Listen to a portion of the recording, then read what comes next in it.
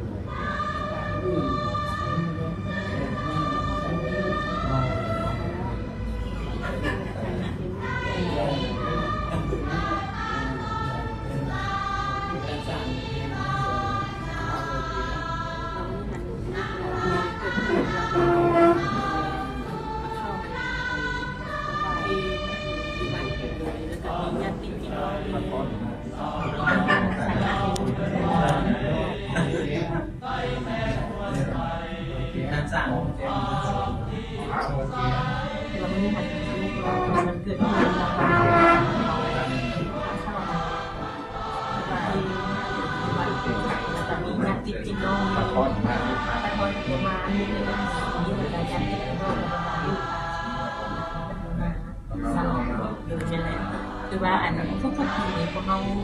จะจัดเป็นวันเกิดของเพิ่มเนาะและปีกายนี้มันจะใหญ่กว่านี้นิดนึงแต่ว่ามันคงมีมา10 ปีและปีนี้มันคงมีมา10 ปีจะเป็นพิกับส่วนเวลาแต่กับเด็กๆเพิ่มเนาะแล้วเขาจะมาเห็นที่เนาะอาหารคือว่าแหละเขาไม่ทำส้มที่เขาทำเขาไม่ได้ว่าเขาไม่สามารถทำแบบนี้น้อยอย่างนี้นะแต่ต้องไปข้างหน้าคือว่าทำเวลาเราต้องทำความฉะนั้นคือจึงมากวดเบื้องว่าอันสโลมของเพื่อนเป็นยังไงเมื่อก่อนน่ะคือสโลมของเพื่อนก็เป็นอันนี้แหละแบบนี้ได้เห็นบอกมันเป็นเก่าหลายแล้วฉะนั้นหันเพื่อนกัดแต่ตั้งจริงว่าอยากให้เพื่อนเปลี่ยนเลยจริงว่าเปลี่ยนเอาสุดตัวนี้แหละมาใส่แล้วก็เป็นในชีวิตของเพื่อนสโลมเป็นที่เราดวงสุริยา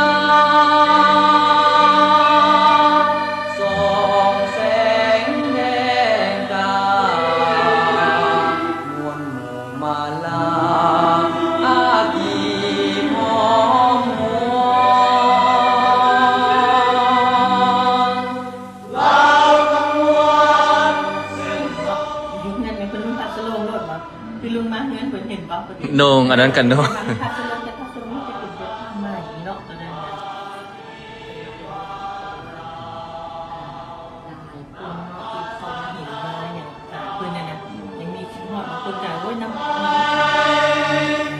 ตั้งใจ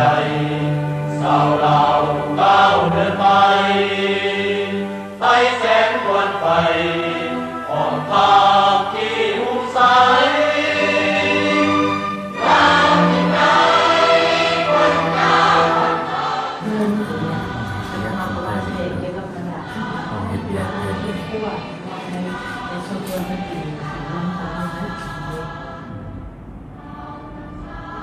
พนักงานที่ว่าที่เปลี่ยนขนาดเก็บเป็นมันอย่างนี้เพิ่งไปพูดไปถึงงานที่ไหนเนาะมันไปที่อย่าง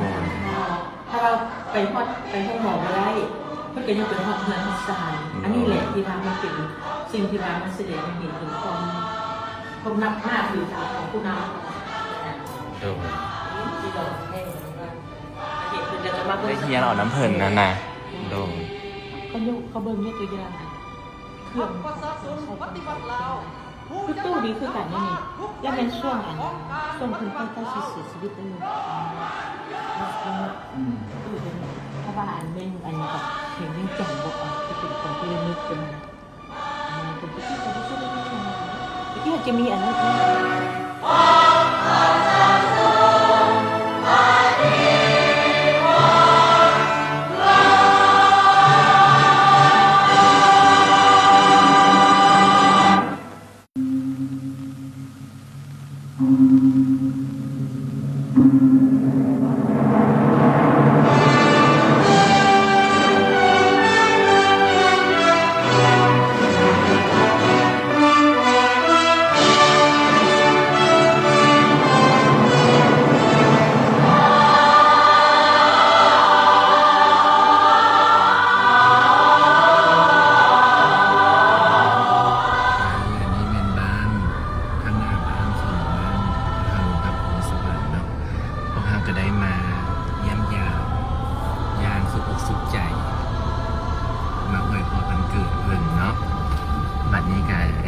อันนี้เมนมาดามพรมณี